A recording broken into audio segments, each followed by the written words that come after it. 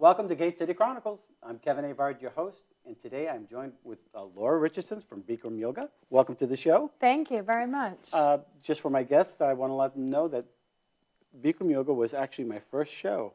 That's great. A little ways back, and we had Norman O'Neill as our guest. One of my good friends, yeah. And his lovely wife, Louise. Yeah. And, well, Norman just passed a week or two ago. Yep. And we wanted to, say our condolences. Mm-hmm. You're carrying on the work. Right. And you've been doing this for about?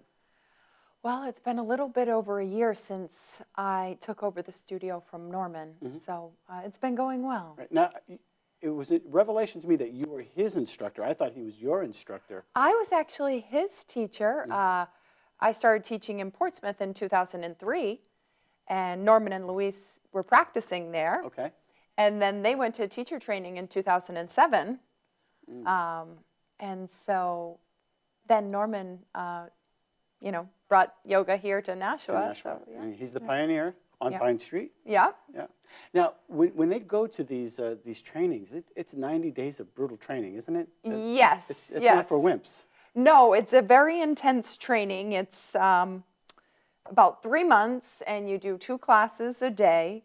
Plus, you have to do anatomy class and pass that with, a good grade. And then we have posture clinic, and then lectures from Bikram or whoever he has lecturing that night. So, yeah, it was pretty intense. Yeah. For my guests, they don't know, this is the hot yoga type. Yes, the room is heated, but you get used to the heat. I know for myself, a really hot day in the summer I struggle with, but being in the yoga room, I really enjoy it, almost the way you would, let's say, a steam room or a sauna. Right. And you get acclimated to it. And my students that have been practicing regularly, then they start to want it hotter. At the beginning, the new students oftentimes, oh, it's so hot in here. But pretty soon, you get acclimated and you don't really notice it. And what's the reason behind the heat? Well, the reason behind the heat is there's a few reasons. One is to warm up the muscles, almost like how you would metal to make it malleable. Mm-hmm. Same thing, warming up the body, warming up the muscles so that you can move more easily. Also, we have the heat to make you sweat, and you sweat a lot. Right. A lot. And the sweating is very good for cleansing. You lose more toxins through the skin than the liver and colon combined. So it's very cleansing. You leave feeling like you've had a facial. And also the heat makes it, a harder workout. Right. Brings the heart rate up. It makes it more intense. Yeah, I've experienced that heat a number of times. And when you walk out, you feel like you've had a real workout. I do lift weights. Right. And, when I walk out, my muscles are hurting a little bit. But yet, to this date, to find something as intense, when you're really getting into the Bikram, you really do work out. Yes. You're not running. No. But your heart is racing. Well, it is a cardiovascular workout. Mm-hmm. It is strength training, and you do gain your flexibility. It's almost like interval training. If you wear the heart rate monitor, you see your heart rate go up and down like a roller coaster. And I don't normally practice with a heart rate monitor on, but I did borrow one of the students just to see. And it was pretty interesting. I burnt 850 calories during one session, which is a lot. And you're a trainer? Yes. Wow. One of the things that Norman used to always say when he was doing his routine, this is good for your synovial fluids, right? Right. And now, when you go to a chiropractor, I actually went to one in Drake. Okay. And he basically talked about the synovial fluids in your lower back. Right. And stretching at a certain angle allows to regain those fluids which are lost over compression over time. Right, right. And the Bikram Yoga does help with regaining some of the fluids back into your It does. system. Well, you can think of the synovial fluid almost like if you had an egg, the white, the yolk, not the yolk, the yellow, but the white is almost like our synovial fluid. And so we do a lot of different motions to get the synovial fluid going. which keeps your joints happy. It's almost like mineral oil to the joints. Right. So the first joint to dry up is the hip, and the second is the shoulder. So we do a lot of different hip opening and shoulder opening, getting the synovial fluid, moving in the joints. How can you tell you're having hip problems? Oh, well, maybe you feel a little creaky, you've got pain, discomfort, uncomfortable sitting. We do so much every day, in our lives, sitting at the computer, sitting Right. driving the car, sitting eating dinner, and that's in a forward bend. And when you're in a forward bend, you're putting pressure on the intervertebral discs in between your vertebrae. Right. So our series has a lot of backward bending to release the pressure off of the intervertebral discs in between your vertebrae, which really helps to alleviate discomfort in the hips and the low back.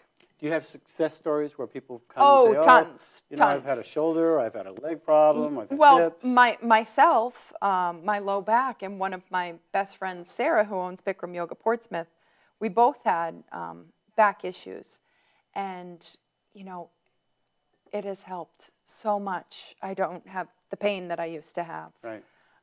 And I attribute it to doing the backward bends. We do a Cobra series that is targeting the low back, the lumbar spine, the upper back, the cervical vertebrae, and the thoracic spine, the 12 vertebrae right in the middle of the spine. And so you're backward bending in all those areas and, bringing the pressure off of those areas so you're more comfortable. So somebody who's experienced yoga before, you have your upward dog, your downward dog, your warrior poses. You don't generally have those particular poses at No, we don't do any up dog, down dog in the Bikram series.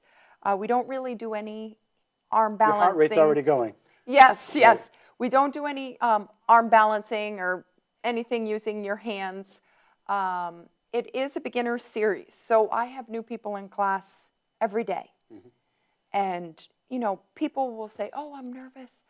And I say, don't be. I'm going to talk you through it step by step. It's not get into crow. What is crow? Exactly. It's step to the right, Right. 6 inches, heels invisible behind your toes. We explain everything verbatim so that the new person knows what they're doing.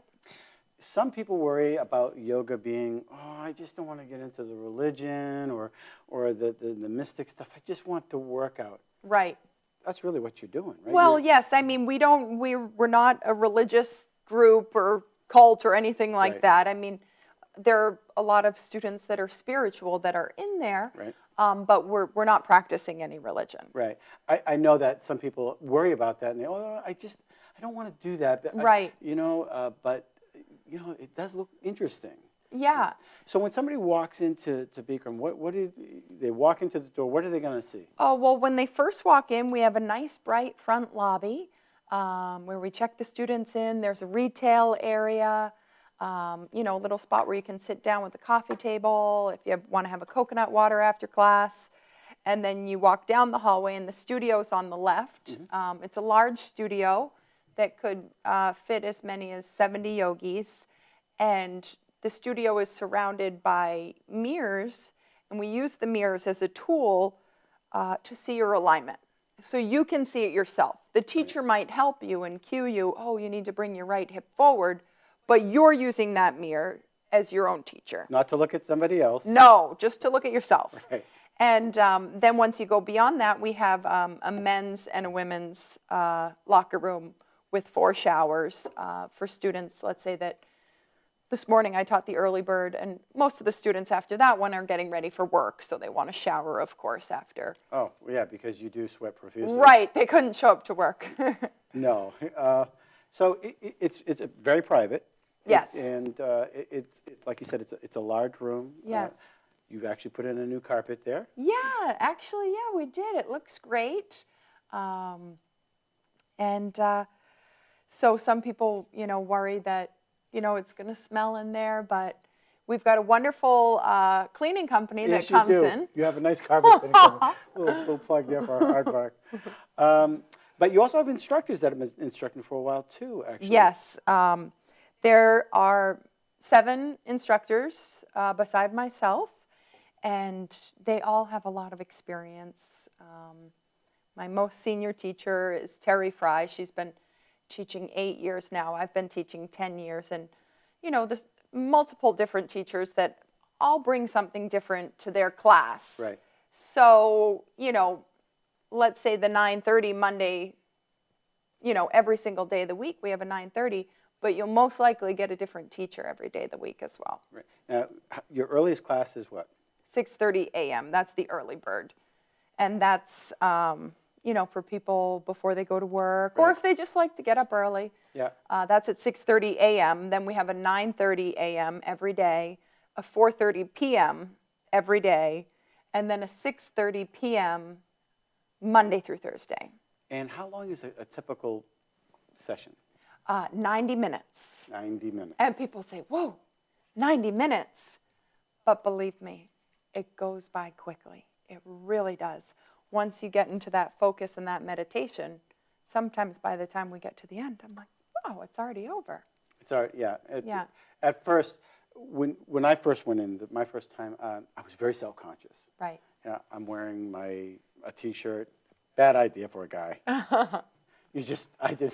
But anyway, you're looking around and you're worried that, am I going to do this right? Right. It's nothing like that. There's And no peer pressure. I tell people, try not to be self-conscious. It's a normal feeling to walk in there and feel self-conscious and think, all these people know what they're doing. But no, everybody's feeling the same way. Everybody's looking at themselves, trying to balance. Nobody is judging anyone. Right. When I'm teaching and a student falls out, I never think to myself, oh, they fell out. No. Nothing like that. It's a very positive environment, where everybody is just, trying to help each other. They're really focused on working their own body. Right, too. right. On occasion, when I've gone, I've only seen one or two people that were like, oh my God, that's cool. Right. These guys can really, or Yeah. this girl can do. And but for the most part, it's just average people. Right, it's struggling through. just average people that are just, doing the best they can. I mean, we have some students that are pretty incredible and a few of the teachers that, wow, but, there's all different walks of life in there, all different ages. We have some high school students all the way to students that are in their 60s and 70s. Yeah, we've seen some older folks in there. Yeah.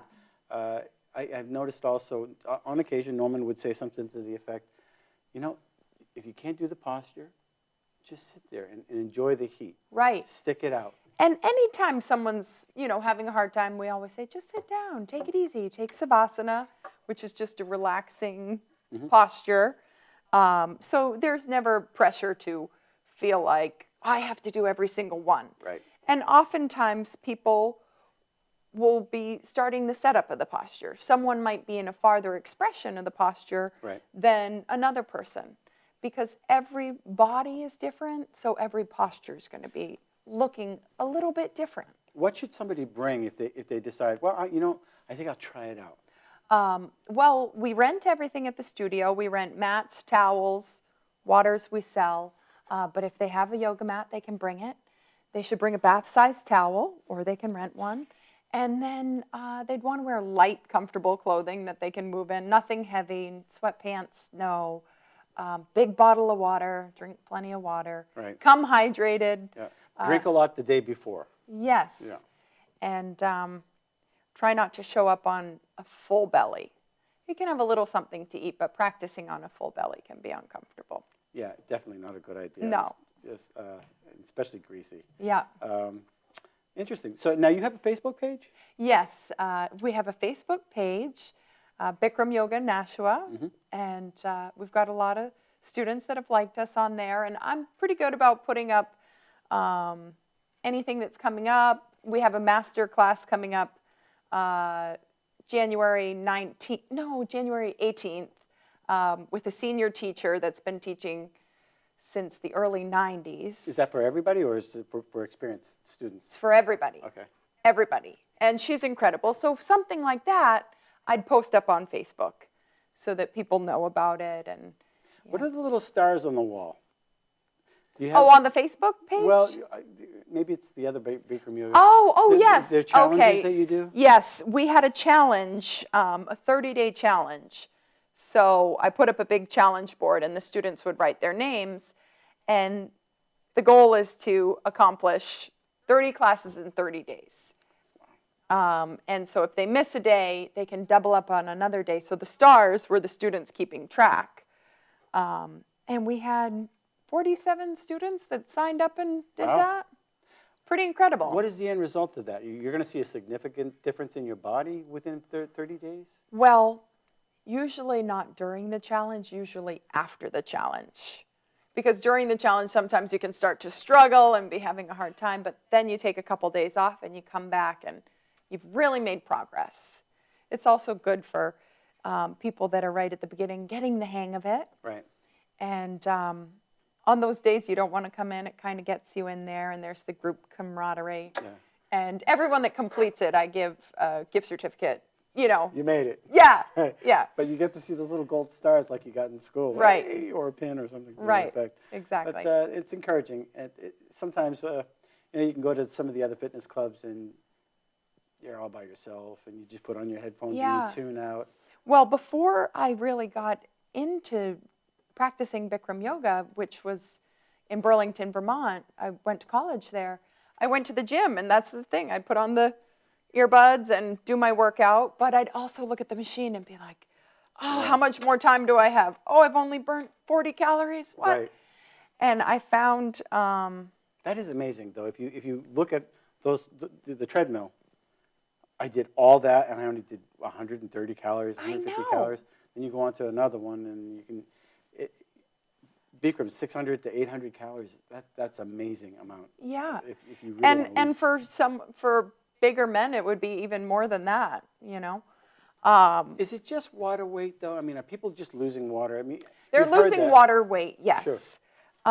So typically, a male would lose anywhere from 6 to 8 pounds water weight, and a female is usually more like 4 to 6 pounds water But you're weight. still burning calories. But you're too. still burning calories, but you've got to replenish that water that you've lost. I have a new student, and he's been practicing every day, and you know his goal was to lose weight, and he lost 6 pounds in 10 days. Pretty incredible. Not just water weight. I mean, Right. Yeah, that's a Yeah. lot. Yeah. yeah. I could. Okay. I have a problem with cookies. I love cookies too. I love them too. So you have a Facebook page. You have a website. Yes, BikramYogaNashua.com. Okay. And is there a phone number that for the studio? Yes, it's 603-880-9642 or yoga. Okay. Yeah. And they just call and leave a message, or they. Yeah, they can call and leave a message. If it's a half hour before class time or a half hour after class time, they'll get one of the teachers or myself that will answer the phone. Now, if you're going to sign up for your first time, do you just walk in the door maybe a half hour before it starts? Yeah, if it's your first time, you know, give yourself about 15 to 20 minutes prior to class time to just fill out one page of paperwork that we have you fill out. General medical questions, Exactly, something like that. yes. Nothing too personal. Yes, nothing too personal. It's just one page. It doesn't take long at all. And then we can kind of explain things to you, show you around a bit. Right. So you want to give yourself a little extra time that first day. Right, and that way you get acclimated and you walk in and bring a friend. Yeah, bring a friend. Yeah. Sure, why not? Yeah. And you don't need to pre-sign up or, you know, call and say you're coming. You can show up to any class anytime. Right. And They're open to all people. wonderful. I think that's about all I have to ask you. Any final questions that you want or things that you want to let our viewers know about? How do you get there? Where are you at? We're in the Cove Mill buildings, 5 Pine Street Extension. It's down by the Clock Tower Okay. apartments down Right. there. Just take the Pine Street and then like you're going to Department of Health and Human Yes, Services. Or something? exactly, exactly. And pretty easy to find. You're that little white door. I'm sure we'll have a little video of Right. that. Yeah. People look- Hopefully they'll come on down and take a class with us. Great, great. Yeah. Well, thank you for coming on the show again. Thank you, Kevin. All right. And thanks for watching Gate City Chronicles, and that's it for now. Gate City Chronicles has been sponsored by Avard, the Dean of Clean, a local carpet cleaning here in Nashua, New Hampshire. You can contact them at 521-7657. Thank you.